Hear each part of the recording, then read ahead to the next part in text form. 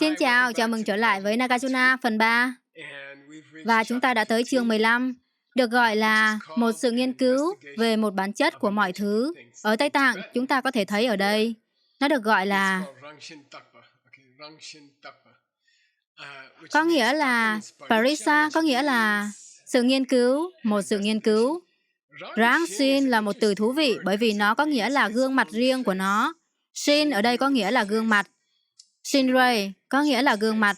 Vì vậy, Rangshin có nghĩa là gương mặt của một cái gì đó, có nghĩa là bản chất của nó, có nghĩa là, và hiểu đúng ngay từ đầu được chứ? Nó có nghĩa là đặc tính của một cái gì đó, bản chất vốn có, một số phẩm chất của một điều gì đó mà ở bên trong của nó.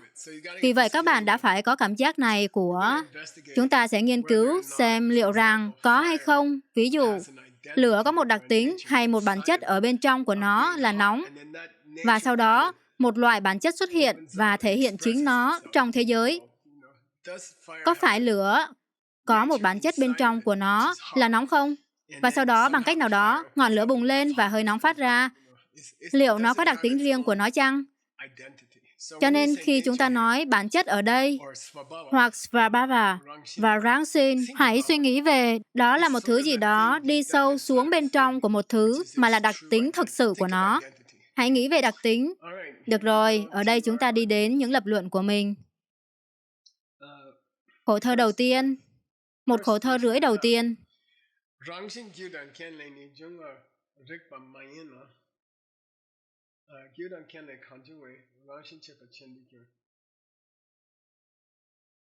Nếu các bạn suy nghĩ về nó, nếu đặc tính của một thứ gì đó là một phần của nó, thì nó có thể không phải được tạo ra. Nếu như đặc tính của một đối tượng là vốn có đối với nó, đó là điều mà đặc tính mang ý nghĩa, thì nó không phải là thứ gì đó mà các bạn nhận được chỉ khi có một thứ gì đó khác xảy ra. Các bạn chính đáng được sinh ra cùng với nó, các bạn chính đáng đến cùng với nó. Không ai phải làm nóng một ngọn lửa, lửa đã nóng sẵn rồi. Vì vậy, nếu nó là trường hợp mà các bạn đã phải làm điều gì đó để làm cho ngọn lửa nóng, thì nóng sẽ không là bản chất của lửa. Chúng ta đồng ý chứ? Vâng, nếu các bạn đã phải làm một cái gì đó khác, nếu các bạn đã phải đốt lửa bằng một ngọn lửa để làm cho nó nóng, thì cái bản chất của ngọn lửa, chúng ta sẽ không nói nóng là bản chất của ngọn lửa. Vậy nên chúng ta có thể nói một điều gì đó về bản chất hay đặc tính, nó đến cùng với bản chất, và nó không phải là một thứ gì đó mà xảy ra nếu có những thứ khác ở đó, nếu có những nguyên nhân và những điều kiện khác ở đó.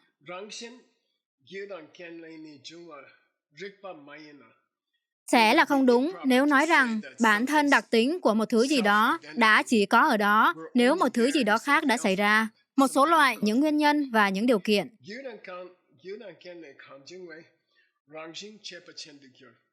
Bởi vì một bản chất đã được tạo ra bởi các yếu tố khác và những nguyên nhân khác sẽ là nhân tạo. Và nhân tạo thì ngược lại với tự nhiên.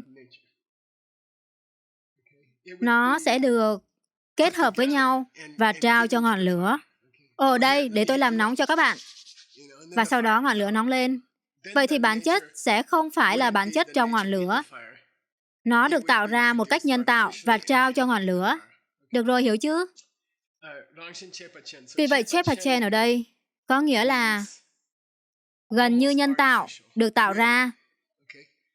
Trong lĩnh vực kinh doanh trang sức, họ có những viên hồng ngọc và sapphire thật. Và sau đó, họ có những viên giả. Nhưng khi họ đã học được cách tạo ra hồng ngọc thật và sapphire thật trong một phòng thí nghiệm, họ đã có một cuộc tranh luận lớn về việc có nên gọi nó là nhân tạo hay không. Và những người mà đã thành công trong quá trình này đã nói rằng nó không phải là nhân tạo, nó là thật. Và một người khác đã nói rằng nó không là thật nếu các bạn không đào nó ra từ lòng đất. Vì vậy, họ đã thỏa hiệp và gọi nó là hồng ngọc được chế tác, và nó nghe có vẻ tốt hơn là nhân tạo hay thay thế. Vì vậy, nếu nó được tạo ra, nó không tự nhiên. Đó là điểm mấu chốt. Nếu tự tánh của một thứ, hoặc nếu đặc tính của một thứ phải được tạo ra từ bên ngoài, thì làm thế quái nào các bạn có thể gọi nó là một bản chất? Nó nhân tạo, nó được tạo ra, hiểu không? Giống như những viên hồng ngọc chế tác. Được rồi. Ngài Nagarjuna, bây giờ đây là một câu chuyện. Bức tranh này có một câu chuyện. Vì vậy, Lạt Ma của tôi đã kể với các bạn, tôi đã là một tình nguyện viên cho thầy của tôi trong 30 năm. Và khoảng 25 năm trong những năm đó, tôi là tài xế riêng của thầy từ New Jersey đến Washington DC. Đó là 5 giờ lái xe một lượt và thầy đã thường dạy ở đó mỗi tháng một lần. Vì vậy, tôi đã lái xe hơn 300 lần. Tôi chở thầy tới đó. Nếu các bạn đếm cả 2 lượt thì đó là 600 lần. Và vì vậy, tôi đã thuộc lòng tất cả các con đường. Và tôi đã rất thích lái xe cho thầy, bởi vì thầy sẽ luôn từ chối trả lời những câu hỏi của tôi. Và trong xe, thầy đã không thể từ chối. Thầy đã bị khóa trong xe hơi trong 5 giờ. Và thầy đã đặt mua chiếc xe hơi mà không có radio. Vì vậy, tôi không thể nghe radio. Và phải tốn thêm tiền để đặt mua chiếc xe mà không có radio. Vì vậy, dù sao đi nữa, tất cả những gì các bạn phải làm là nói về Pháp. Sau đó đôi khi thầy sẽ giả vờ ngủ. Và tôi đã nói rằng, con biết thầy không ngủ. Và thầy... Dù sao, thầy đã từng luôn dừng lại ở một cửa hàng Howard Johnson tại biên giới Maryland, biên giới Delaware, ngay trước cây cầu Delaware. Chúng tôi luôn luôn dừng lại ở cùng một nơi và thầy sẽ gọi trà của mình. Các bạn biết đấy, thầy là một người rất thích uống trà. Thầy uống khoảng 15 tách trà mỗi ngày. Tôi đã làm cho thầy 15-20 tách trà mỗi ngày. Và họ sẽ cố gắng để cho thầy kem béo. Và thầy nói, không, tôi muốn kem. Đây là kem béo. Tôi không muốn kem béo, tôi muốn kem. Tôi muốn kem thật. Và thầy đã dạy tôi tất cả những từ như nhân tạo, giả, không tự nhiên này. Tất cả những từ tôi đã học được từ thầy. Đó là tất cả những từ của tôi. Chúng có một ngữ cảnh. Chúng tôi đang ngồi ở nơi nào đó và thầy đã nói, điều này được gọi là choma. Choma có nghĩa là chepa. Chepa có nghĩa là nó đã phải được tạo ra từ bên ngoài. Nó không tự nhiên. Được rồi. Và thầy vô cùng ghét những thứ này. Được rồi. Khổ thơ tiếp theo. Nó thực sự là một nửa khổ thơ và đây thực sự là rang lục. Vậy điều đó có nghĩa là gì? Đây là quan điểm của chúng ta.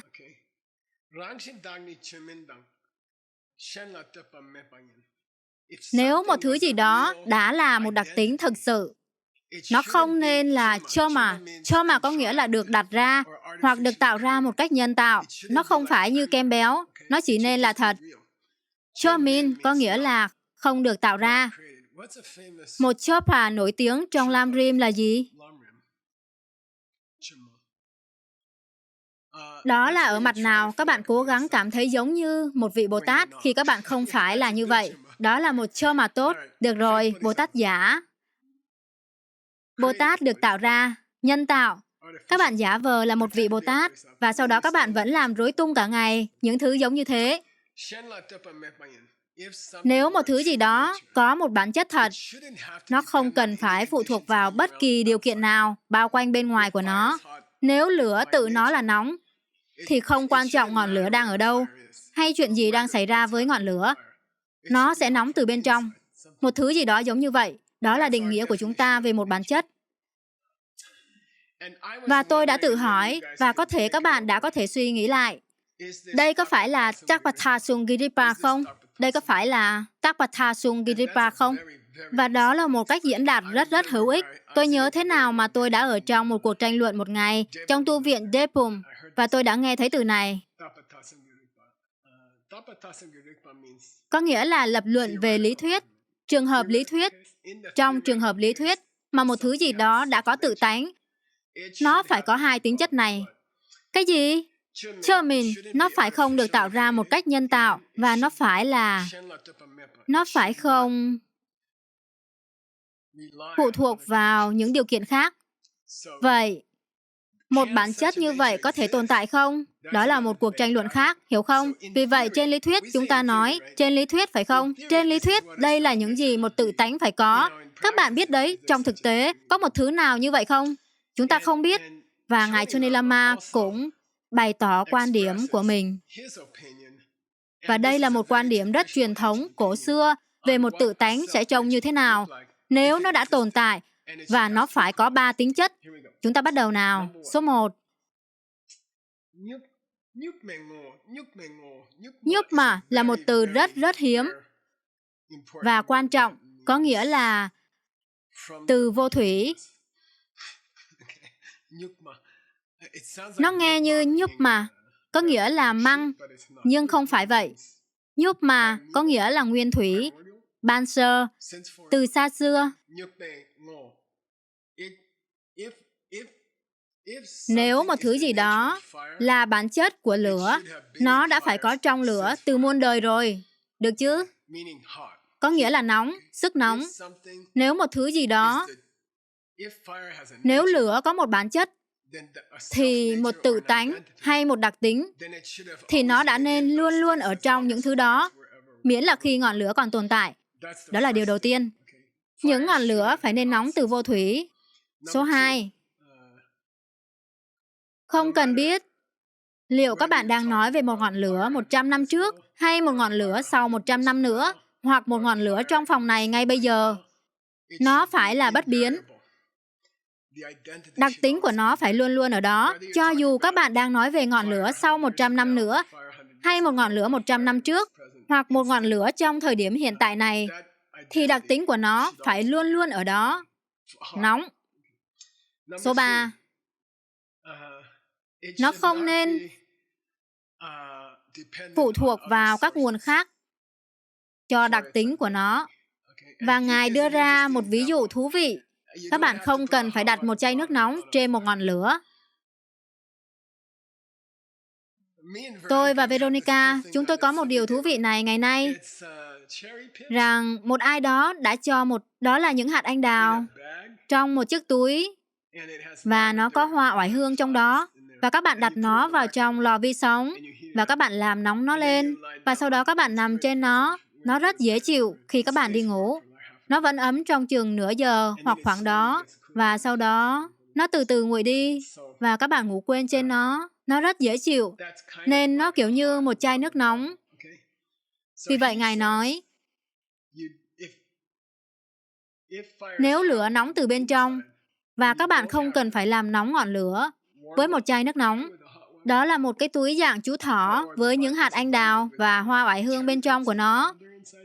Nếu các bạn không cần một cái túi dạng chú thỏ với hạt anh đào và hoa oải hương được làm nóng trong lò vi sóng để làm cho các bạn ấm, có lẽ tự nhiên các bạn đã ấm áp. Hiểu không? Đó là 3 điều kiện. Một lần nữa, nó có thể là đây là một người phụ nữ chạm vào một ngọn lửa nến. Và một điều các bạn có thể nói về, một điều các bạn tự động nghĩ là tôi hy vọng cô ấy không đặt ngón tay vào trong nó, bởi vì nó sẽ đốt cháy cô ấy. Bản chất của nó là nóng. Được rồi, khổ thơ tiếp theo. Đây là một số loại ý tưởng khác về đặc tính. Các bạn biết đấy, điều chính của tôi về đặc tính là 3 ý tưởng đó. Nhưng hãy nói về một số điều khác. Chúng ta hãy nói về một số các đặc điểm khác của khái niệm về đặc tính.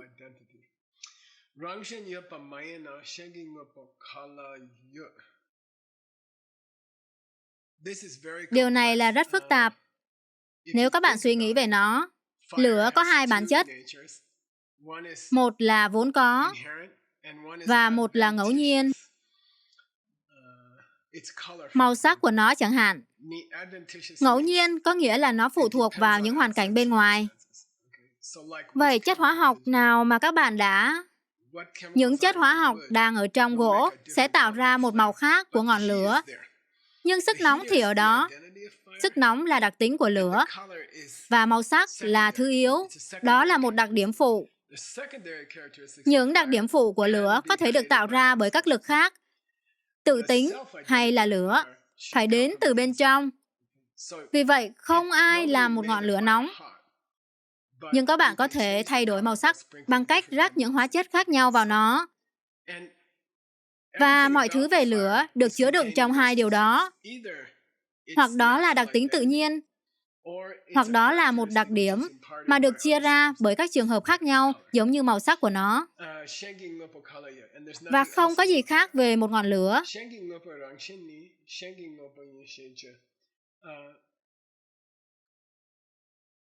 Các bạn gọi một bản chất mà đến từ một nơi nào đó khác là gì?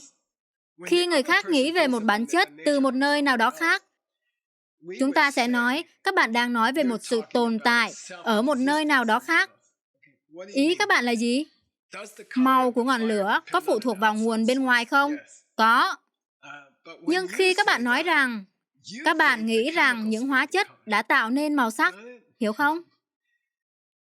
Màu của lửa có phải là một phần của đặc tính tự nhiên của nó không? Không, nó có thể thay đổi tùy theo các hóa chất. Nếu các bạn rắc những hóa chất vào một ngọn lửa và nó thay đổi màu sắc của ngọn lửa, đó là điều ngẫu nhiên. Các bạn biết đấy, đó là điều thứ yếu. Điều đó được tạo ra bởi những lực bên ngoài. Nhưng khi các bạn nghe thấy tôi nói như thế, các bạn nghĩ nó đến từ những hóa chất, và đó là một vấn đề. Các bạn thậm chí còn làm rối tung những điều thứ yếu lên. Quên rằng lửa thì nóng từ phía của chính nó, mà nó không phải như thế. Nó nóng từ phía của các bạn. Nhưng hãy quên đặc tính giả định đó đi. Các bạn thậm chí hiểu sai tại sao nó thay đổi màu sắc. Các bạn nghĩ nó là do những hóa chất. Hiểu không? Và nhân tiện, không có gì khác về ngọn lửa. Tất cả chỉ có thế. Chỉ có vậy. Và chỉ có điều này có khả năng là vậy. Và các bạn không hiểu gì cả.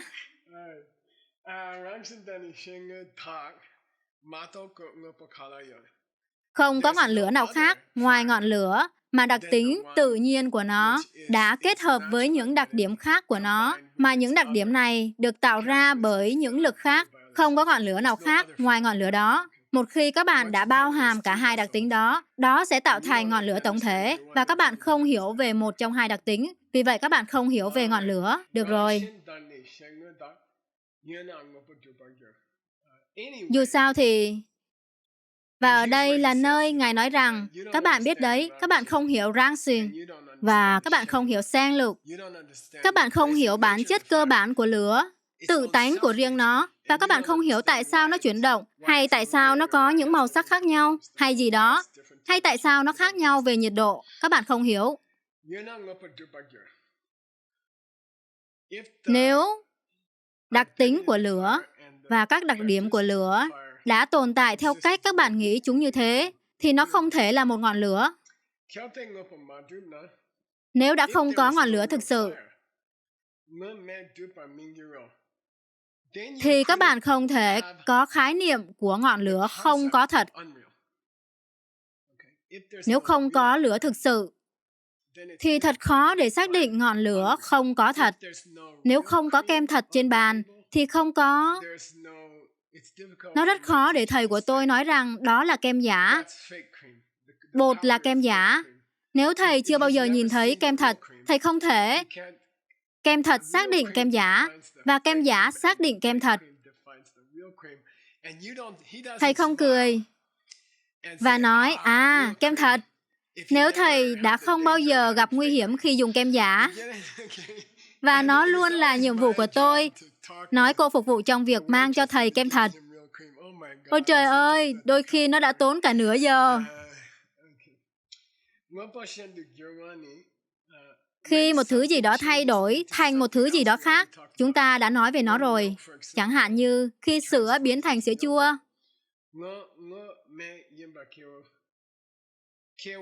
Kiwama có nghĩa là mọi người nói, mọi người trên thế giới nói. Kiwama có nghĩa là mọi người trên thế giới nói. Vậy họ đã nói gì? Nó không phải là thứ mà nó từng là. Khi sữa biến đổi thành sữa chua, người ta nói về sữa như thế nào? Họ nói, vâng, nó không phải thứ mà nó đã từng là. Bây giờ nó thật hấp dẫn, và trước đây nó là chất lỏng.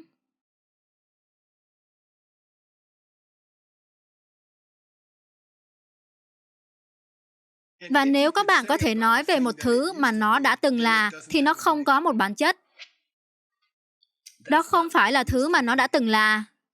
Nó không phải là thứ mà nó đã từng là. Có nghĩa là bất cứ điều gì thay đổi thì đã không phải là vốn có, đã không phải là đặc tính của nó. Sữa. Khi tôi nhìn vào sữa chua, tôi nói sữa. Nó không phải là sữa nữa. Khi các bạn nói nó không phải là sữa nữa, các bạn đang nói một điều gì đó về đặc tính của sữa. Các bạn đang nói rằng nó có thể kết thúc. Các bạn đang nói rằng nó có thể mất đi đặc tính của nó. Vậy thì nó đâu phải là vốn có, phải không? Vậy thì nó phải đang đến từ một nơi nào đó khác, phải không? Vậy thì nó không có một đặc tính vốn có. Tất cả những gì nó có là những đặc điểm khác này mà được tạo ra bởi những lực bên ngoài, như là những hạt giống trong tâm thức của các bạn. Hiểu không? Được rồi. Sau đó hình ảnh của kem thật. Tôi luôn luôn thấy thầy của tôi mỉm cười khi tôi nhìn vào kem thật. Được rồi. Chúng ta hãy đi đến khối thơ tiếp theo.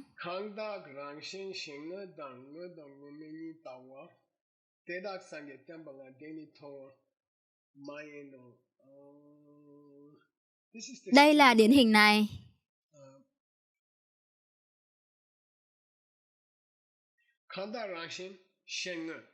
Đó là hai điều, ráng xin và sinh ngợt. Ráng xin có nghĩa là đặc tính của nó, đặc tính tự nhiên của nó. Sinh ngợt có nghĩa là đặc điểm bổ sung của nó được thêm vào bởi các hoàn cảnh khác. Nó là giả hay nó là thật? Nó là kem thật hay là kem béo? Nó có phải là một thứ gì đó được tạo ra từ một con bò mà có vị ngon, hay nó là thứ gì đó được tạo ra bởi bột? Vì vậy, Ngài đang tạo ra hai nhóm của sự phân biệt ở đây. Đặc tính của nó và các đặc điểm phụ mà có thể biến đổi. Và sau đó, sữa thật và sữa giả. Hai nhóm của sự khác biệt, hai sự khác biệt, hai nhóm của sự khác biệt. Khi tôi đã mô tả chúng với các bạn, Ngài Nagarjuna đang nói chuyện với anh chàng kia. Bạn vẫn còn nghĩ tất cả chúng tự tồn tại. Và khi tôi nói thật hay không thật, và nhân tiện, tôi sẽ hỏi các bạn một câu hỏi. Có đúng là cái thật sự chỉ có thể được xác định nhờ cái không thật? Có đúng là đặc tính tự nhiên chỉ có thể được xác định bởi những đặc điểm mà đến và đi? Có đúng là các bạn phải thấy cái thấp để nhận thức cái cao trong đạo Phật? Bởi vì có nhiều người sẽ nói với các bạn, và tôi thấy điều này suốt, có một số trường phái Burmese hoặc gì đó ở Mỹ, họ đang luôn nói về tính không, như có nghĩa là kết quả của sự so sánh, rằng không có gì là thật bởi chính nó, bởi vì nó phải được so sánh với một thứ gì đó khác. Đó có phải là tính không không? Đó có phải là nhân và duyên khởi không? Nó không phải, nó không liên quan gì cả. Toàn bộ sự giải thích đó về tính không thật là nực cười. Cao không được xác định bởi thấp, cao được xác định bởi những hạt giống trong tâm thức của các bạn cho sự cao. Đó là tất cả. Các bạn sẽ có chiều cao mà không cần có thấp, bởi vì các bạn có thể có những hạt giống cho chiều cao trong tâm thức của các bạn mà không cần có thấp. Cao không phụ thuộc vào thấp. Cao phụ thuộc vào những gì các bạn đã làm với một ai đó ngày hôm qua. Hiểu không? Mọi thứ không phải là những gì chúng là bằng cách so sánh. Thật không được xác định bởi nhân tạo. Trong đạo Phật thực sự, một đặc tính không được xác định bởi những đặc điểm đến và đi tạm thời. Đặc tính được xác định bởi những hạt giống của các bạn. Được rồi. Nếu các bạn nghĩ lớn chỉ là lớn bằng cách so sánh, hoặc đặc tính chỉ là đặc tính bằng cách so sánh với sự ngẫu nhiên, hoặc những đặc điểm đến và đi, những người mà nói rằng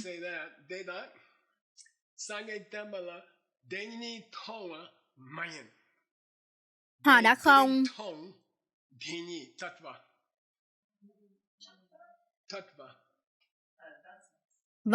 họ đã không nhìn thấy tính không. Desin, chân như. Họ đã không thấy Tattva, có nghĩa là chân như, ở đây. Nếu các bạn nghĩ rằng mọi thứ chỉ là những gì chúng là bằng cách so sánh, theo một cách nào đó, thì các bạn đang nghĩ rằng đặc tính đến từ phía của chính nó, hoặc đặc tính đến từ phía của sự so sánh.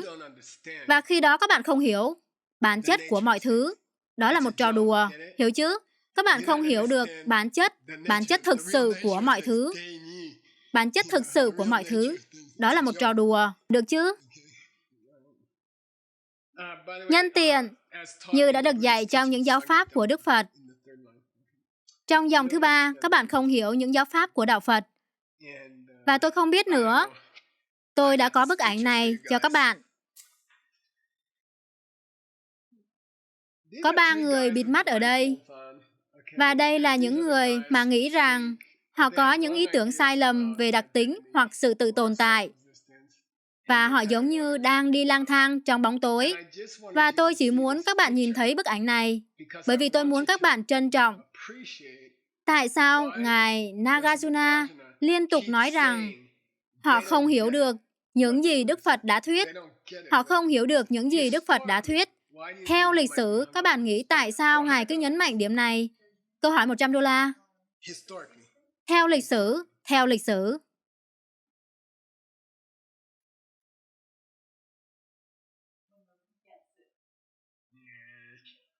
Tại sao Ngài liên tục nói tới nói lui về chủ đề này? Các bạn không hiểu những gì Đức Phật đã thuyết. Có lẽ bởi vì... Đúng, tốt, bạn đã được $50. Jigme đã nói rằng có một hệ thống khác mà mâu thuẫn, nó phổ biến. Đã được phổ biến trong bao lâu? $50 cho câu này. 200 năm, 700 năm. Vi diệu Pháp, đúng. Vi diệu Pháp trong vòng 700 năm. Mọi người đã hiểu sai. Họ đã trích dẫn lời Đức Phật. Họ đã ghi nhớ lời Đức Phật. Họ có thể đã ghi nhớ. Họ có thể đã học thuộc lòng tất cả những cuốn sách. Và theo văn bản của Nick, văn bản của giáo sư Nick, Đức Phật đã giữ gìn. Các bạn biết đấy. Các bản kinh Vi diệu Pháp, chúng cũng mô tả tính không. Ngài Nagarjuna đã chứng minh trong khoảng 60 khổ thơ rằng những bản kinh gốc mà chúng ta gọi là Hinayana, tiểu thừa, cũng đã nói về tính không. Ngài chứng minh nó. Vậy hãy tưởng tượng, Ngài Nagarjuna thất vọng như thế nào. Ngài đang đi ngược lại 700 năm của sự hiểu sai. Ngài chỉ tự mình đang cố gắng đứng dậy ở phía trước một làn sóng thủy triều 700 năm. Này các bạn, sai cả rồi. Vì vậy, Ngài phải tiếp tục quay lại các bản kinh và nói, các bạn không hiểu điều đó, các bạn không hiểu điều đó. Đó không phải là những gì Đức Phật muốn nói, hiểu không? Các bạn không thể nghe 700 năm của sự thất vọng trong giọng nói của Ngài chứ. Được rồi, đó là khi bị bịt mắt lại. Điều đó là để nhắc nhở các bạn lần nữa. Bây giờ, chúng ta chuyển sang một chủ đề chính, quan trọng trong Đạo Phật, cực kỳ quan trọng. Và tôi xin lỗi, đã đi được một nửa chặng đường, lớp học cuối cùng cho ngày hôm nay, bởi vì mọi người đều mệt mỏi, nhưng chúng ta đi tiếp nào.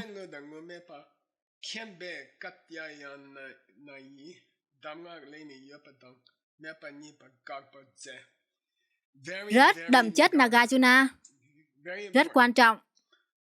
Rất quan trọng cho câu chuyện hai người chồng trong nhà bếp. Đức Phật đã nói, Ngài đã hiểu, Đức Phật đã hiểu sự khác biệt giữa ngốc và ngô mề. Ngốc và ngô mề ở đây có nghĩa là cái thật và cái không thật. Đức Phật đã hiểu sự khác biệt giữa cái thật và cái không thật. Người chồng trong nhà bếp, ai là thật và người chồng trong nhà bếp, ai là không thật. Ngài đã hiểu sự khác biệt. Và trong một cuốn sách có tên là Những lời khuyên cá nhân cho Ngài Katyayana, tôn giả Kachin, đây là một trong những đệ tử yêu mến của Đức Phật. Ngài Katyayana rất quan trọng trong những bản kinh về bánh xe luân hồi. Ngài đã ở đó khi họ lần đầu tiên vẽ bánh xe luân hồi. Sau đó Ngài đi về nhà và kể lại câu chuyện đó. Vì vậy, dù sao đi nữa, Đức Phật đã trao những lời khuyên riêng tư dành cho Ngài Katyayana. Tôi đã đi tìm chúng. Các bạn có thể tìm thấy một số, nhưng chúng không rõ ràng. Đức Phật đã phủ nhận rằng mọi thứ có thể tồn tại, và Đức Phật cũng đã phủ nhận rằng mọi thứ không thể tồn tại. Đức Phật đã phủ nhận rằng mọi thứ tồn tại, và Ngài đã phủ nhận rằng mọi thứ không thể tồn tại. Được rồi chứ? Và đó thực sự là một điều to lớn của Nagarjuna, rất quan trọng. Nó rất hữu ích trong câu chuyện hai người chồng trong nhà bếp. Câu hỏi $100. Đâu là nơi sự phủ nhận một điều gì đó tồn tại và phủ nhận rằng một điều gì đó không tồn tại trong nhà bếp? Các bạn phải trả lời được cả hai để có được $100. Điều gì thực sự tồn tại trong nhà bếp và điều gì không thực sự tồn tại trong nhà bếp? Người chồng mà các bạn đã tạo ra. Người chồng mà các bạn đã tạo ra thì tồn tại. và người chồng mà các bạn đã không tạo ra. Phải, và người chồng mà không phải lỗi của các bạn không tồn tại. Việc nói rằng người chồng mà không tồn tại thì thực sự tồn tại, được gọi là cực đoan của sự tồn tại. Và việc nói rằng người chồng mà thực sự tồn tại thì không tồn tại, đó được gọi là cực đoan của sự không tồn tại. Các bạn đã đi quá xa. Nếu người chồng trong nhà bếp là không phải lỗi của tôi, anh ấy không tồn tại. Xin lỗi, nếu người chồng trong nhà bếp là không phải lỗi của anh ấy hoàn toàn không tồn tại, hiểu không? Và bởi vì người chồng trong nhà bếp là lỗi của tôi, anh ấy thực sự tồn tại. Vì vậy, người chồng tồn tại và không tồn tại cùng một lúc. Việc phủ nhận rằng anh ấy tồn tại là một vấn đề. Việc phủ nhận rằng người chồng mà do lỗi của các bạn tồn tại là sai. Và việc phủ nhận rằng có bất kỳ người chồng nào trong nhà bếp cũng là sai. Hiểu không? Hai thái cực. Chúng tôi gọi nó là rơi khỏi một vách núi. Trong thực tế, bức ảnh ở đây là một cây cầu dài. Tôi đã cố gắng để tìm một cây cầu như vậy ở Arizona. Tôi đã may mắn. Điều này được gọi là trung đạo. Và các bạn đang cố gắng để len lỏi qua con đường không tồn tại và thực sự tồn tại. Nếu các bạn nghĩ người chồng mà không phải lỗi của các bạn thực sự tồn tại, các bạn rơi khỏi một bên. Nếu các bạn nghĩ rằng không có người chồng nào cả, thì các bạn đã rơi khỏi phía bên kia. Và đây là hình ảnh liên tưởng tuyệt vời về ý tưởng đó trong tất cả các kinh điển đạo Phật.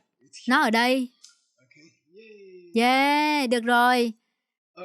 Có nghĩa là một nơi tốt để thêm vào một bài học tiếng Phạn. Và tôi đã nghiên cứu thái cực của việc nói rằng anh ấy tồn tại từ phía của chính anh ấy, và thái cực của việc nói rằng anh ấy không hề tồn tại chút nào cả. Vì vậy, chúng có những thuật ngữ chuyên môn đặc biệt trong đạo Phật, được gọi là Yetha và Mepetha. Yetha và Meta. Hãy nói. Yetha có nghĩa là thái cực của việc nói rằng anh ấy tồn tại từ phía của anh ấy, và không phải vì tôi đã la mắng các con của mình. Đó được gọi là...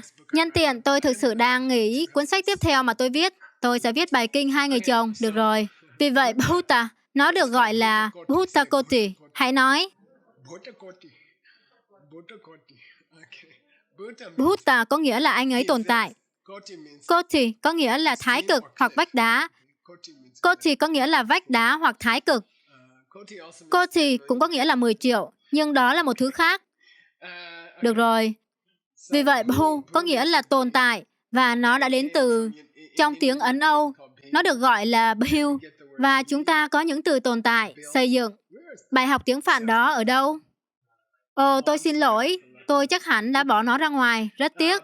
Bi, tồn tại, bio, xây dựng, và physics, vật lý, đến từ gốc Bhu. Physics, vật lý cũng vậy. pH trong physics, vật lý, đến từ gốc Bhu đó. Koti, tôi đã không thể tìm thấy nhiều ngoại trừ Kot, có nghĩa là góc nhọn, một cái gì đó các bạn đánh rơi.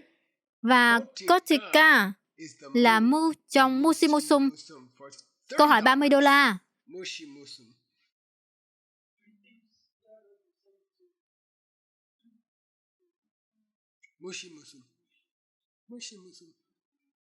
Bạn biết Musimusum?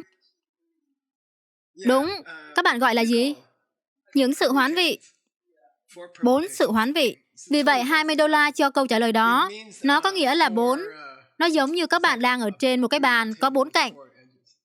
4 sự kết hợp khả thi. Koti, đó được gọi là Kotika. Được rồi, tốt. Sau đó điều ngược lại là gì? Điều ngược lại là gì? Tritina của Bhutakoti. Bhutakoti. Điều đó có nghĩa thái cực của việc suy nghĩ. Nếu anh ấy đang không đến từ phía của anh ấy không tồn tại trong nhà bếp, mà cũng là một thái cực khác. Thái cực nào trong hai thái cực đó là được học, và thái cực nào trong hai thái cực là vốn có ở trong mọi người?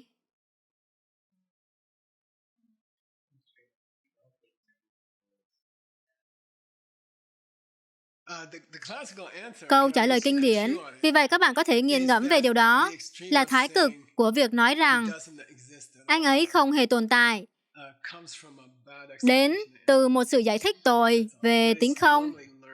Điều đó thì thường được học, Nếu anh ấy không phải là những gì tôi đã nghĩ anh ấy là, thì anh ấy không hề tồn tại, thường được nói nhiều nhất bởi những người mà đã không hiểu tính không có nghĩa là gì. Được rồi, chúng ta bắt đầu nào. Chúng ta hãy học thêm một số điều nữa. Khẩu thơ tiếp theo.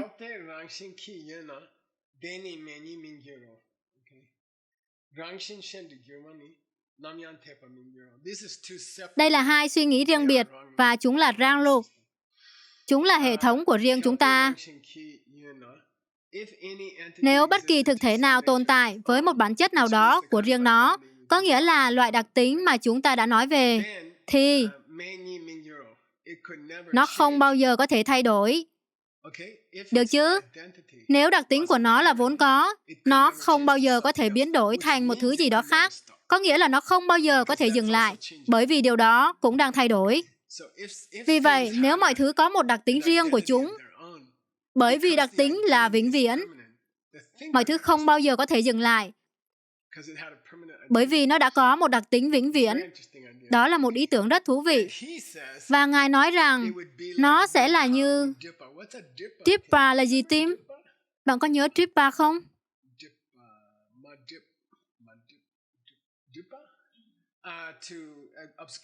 Che khuất, che đậy. Sau đó Ngài Chonei Lama nói, đó là gì? Namkha là gì? Không phải bầu trời. Không gian trống rỗng. Các bạn phải nói không gian trống rỗng. 4 loại không gian. Các bạn phải nói không gian trống rỗng, không bao giờ thay đổi. Ngài nói, vậy thì mọi thứ, nếu mọi thứ đã có những đặc tính, thì bởi vì những đặc tính đó không bao giờ thay đổi, những thứ đó không bao giờ có thể thay đổi. Bởi vì nếu chúng đã thay đổi, chúng sẽ đánh mất đặc tính của chúng. Và thì điều đó cũng có nghĩa là nếu đặc tính tồn tại mãi mãi, thứ đó sẽ phải tồn tại mãi mãi, và nó sẽ giống như không gian trống rỗng, tồn tại mãi mãi. Cho dù trái đất có nằm trong không gian đó hay không, cho dù hành tinh trái đất có nằm trong không gian đó hay không, hoặc cho dù các bạn có phá hủy hành tinh trái đất, không gian sẽ luôn ở đó. Matrix nghĩa là nó mở và không thể bị che khuất. Nó không giống như một cái hộp, nó giống như không gian.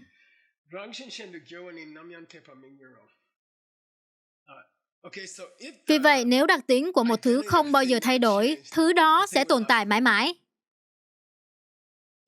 Nếu đặc tính của một thứ đã thay đổi, thì đó không phải là một đặc tính cho lắm, đúng không? Nếu lửa có thể lạnh đi, vậy thì việc có một đặc tính có ích gì? Hiểu không? Sau đó anh chàng kia đến, và trời ơi! Đầu tiên Ngài đặt chúng ta, sau đó Ngài đặt anh chàng kia, và Ngài không nói với chúng ta rằng Ngài đang hoán đổi. Được rồi, tiếp tục nào.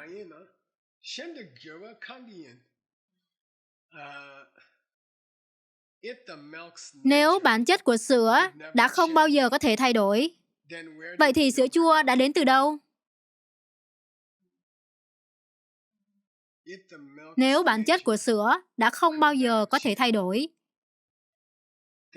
thì ai đã đổi thành sữa? Ai đã đổi thành sữa chua? Xin lỗi, nếu bản chất của sữa đã không bao giờ có thể thay đổi, thì ai đã đổi thành sữa chua? Và như vậy, chúng ta nói, nếu sữa đã có thể có một bản chất, thì cái gì thay đổi? Được chứ? Nó được gọi là... có nghĩa là lập luận song song. Tôi sẽ nói lại lần nữa. Ngài nói, xin lỗi, tôi đã phải nhìn vào nó. Nếu những thứ không có một bản chất của riêng chúng, vậy thì làm thế nào các bạn có thể nói rằng nó đã biến đổi thành một thứ gì đó khác? Nếu sữa không có một bản chất, làm thế nào các bạn có thể nói sữa đã đổi thành sữa chua? Nếu sữa không có một đặc tính nhất định, làm thế nào các bạn có thể nói nó biến đổi thành một thứ gì đó khác? Nếu các bạn không có giấy phép lái xe lúc bắt đầu, làm thế nào các bạn có thể nói các bạn đã có một giấy phép lái xe giả? Làm thế nào vậy? Đó là chàng trai khác. Và sau đó chúng ta nói, không, bạn không hiểu nó. Nếu nó thực sự có một đặc tính, thì nó đã không thể thay đổi. Đừng nói với tôi nó đã không thể thay đổi. Nếu nó đã không có một đặc tính, đó là lập luận của anh ấy. Nếu nó không phải một thứ gì đó, làm thế nào nó có thể thay đổi? Và chúng ta nói, không, bạn không hiểu nó. Nếu nó là một thứ gì đó, làm thế nào nó có thể thay đổi? Hiểu không? Dễ thương không? Bối rối. Nửa đường qua, nửa thứ hai, chúng ta chuyển lại với chúng ta. Cảm ơn Ngài Nagarjuna. Được rồi. Và tôi không biết nữa. Tôi đã quên tại sao tôi đặt một bức phù điêu ở đây. Đúng. Ý tôi là ý tưởng là liệu các bạn có thể thay đổi một thứ gì đó mà đã không thể thay đổi? Hoặc một thứ gì đó tương tự. Được rồi, chúng ta bắt đầu nào. Đừng lo, chúng ta sắp tới đó rồi. Khổ thơ tiếp theo, thậm chí còn nổi tiếng hơn các khổ thơ vừa rồi. Tôi đã nói với các bạn là nổi tiếng. Đây là khổ thơ siêu nổi tiếng. Hãy nói.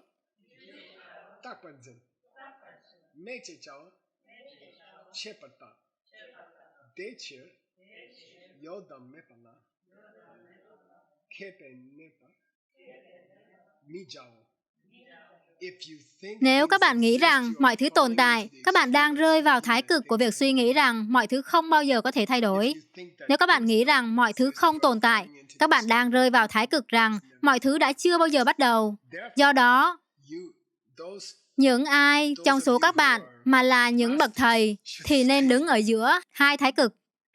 Và đó là trung đạo. Biệt danh của trí tuệ là gì? Đúng rồi, trung đạo.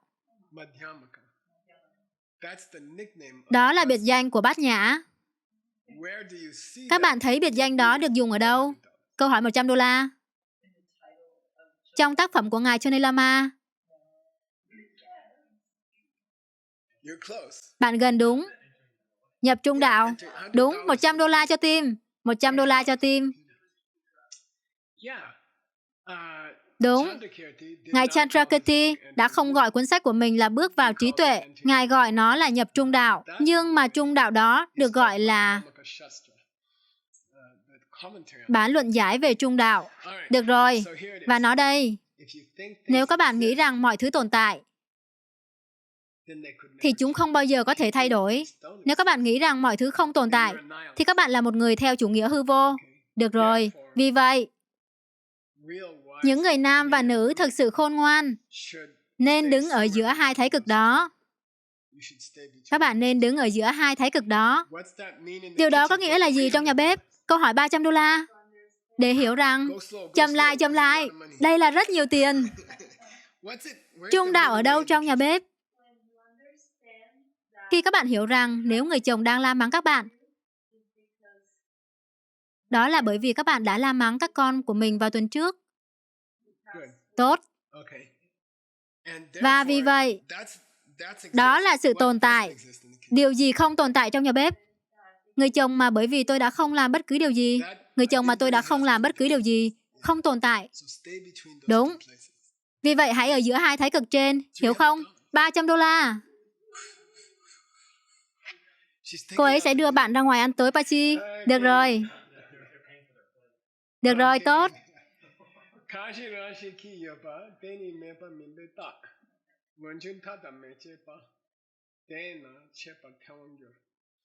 Được rồi. Và Ngài mở rộng ý nghĩa của sự không thay đổi và không bao giờ bắt đầu. Nhân tiện, hai thái cực này, sự không thay đổi và không tiếp diễn, hai thái cực này được mô tả như là kết quả của một số ý kiến. Chúng luôn được mô tả như là kết quả của một số ý kiến. Nếu người chồng đã đang đến từ phía của chính anh ấy không bao giờ có thể thay đổi. Và điều còn lại là gì? Nếu anh ấy, tôi đoán nếu anh ấy đang đến, nếu anh ấy đang không đến từ phía của chính anh ấy không thể tồn tại. Sau đó anh ấy chỉ là dừng lại. Hiểu không? Được rồi. Và tôi có một bức ảnh đặc biệt tôi đã làm cho các bạn. Từ trung đạo đến hai người chồng. Được chứ? Vì vậy, nếu các bạn nghĩ anh ấy chỉ đến từ phía của chính anh ấy, các bạn đã rơi khỏi phía bên phải của cây cầu. Nếu các bạn nghĩ rằng nếu anh ấy không đến từ phía của chính anh ấy không thể tồn tại, các bạn rơi khỏi phía bên trái của cây cầu. Và nếu các bạn ở giữa đường, Các bạn có mối quan hệ hạnh phúc này. Yeah! Ồ, tôi rất xin lỗi. Đó là bức ảnh cuối cùng trong lớp này. Vì vậy, chúng ta hãy tóm tắt lại. Tên của chương này là gì? Chúng ta đã đang thảo luận về đặc tính. Liệu một thứ gì đó có một đặc tính của riêng nó không? Và chúng ta đã quyết định rằng nó không thể có một đặc tính của riêng nó. Bởi vì ngay cả những đặc điểm đó của mọi thứ, giống như sức nóng của lửa, và dường như có sẵn trong lửa, đang đến từ phía chúng ta. Đó là điểm mấu chốt. Vì vậy, không có bản tính tự nhiên nào cho bất cứ điều gì. Được rồi. Ồ, vậy điều đó có ý nghĩa gì với các bài chú của Phật Dược Sư? Đúng, giả sử các bạn đã có một động lực xấu và các bạn đã thực hành một bài chú của Phật Dược Sư, thì điều gì sẽ xảy ra? Đó là một dấu hiệu của đặc tính của bài chú đó. Liệu nó có một đặc tính của việc trở nên lợi lạc? Không, nếu các bạn đọc các bài chú đó với một thái độ cạnh tranh, thì chúng ta có thể làm tổn thương một ai đó, đúng không? Tuyệt vời không? Đó là tính không của các bài chú. Chúng không có một đặc tính của riêng chúng. Tuyệt vời. Hẹn gặp lại các bạn lần tới. Yeah!